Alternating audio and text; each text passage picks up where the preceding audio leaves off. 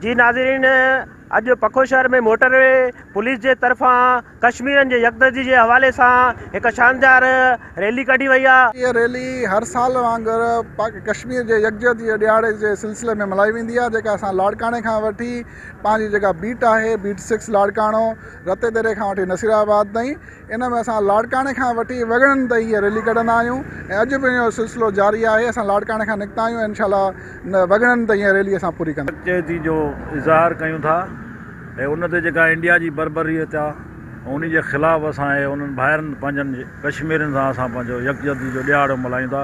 इंशाल्लाह कंहिं ॾींहुं कश्मीर आज़ादु थींदो ऐं पाकिस्तान जो हिसो बणंदो। जीअं त कश्मीर पाकिस्तान जो हिसो ई आहे, इंशाल्लाह इहो पाकिस्तान जो हिसो ई रहंदो जॾहिं बि थी। इंशाल्लाह असां कश्मीर सां गॾु आहियूं। जी नाज़रीन, इन रैली जे अॻुवाणनि जूं तव्हां ॻाल्हियूं ॿुधियूं। हिननि उहो चयो त कश्मीर बनेगा पाकिस्तान जो नारो हणी हिननि पाक फ़ौज सां हिमायत जो ऐलान कयो आहे। कैमरामैन खानमोहन चन्नू सां गॾु Aligul Mugeri, Sindh TV news.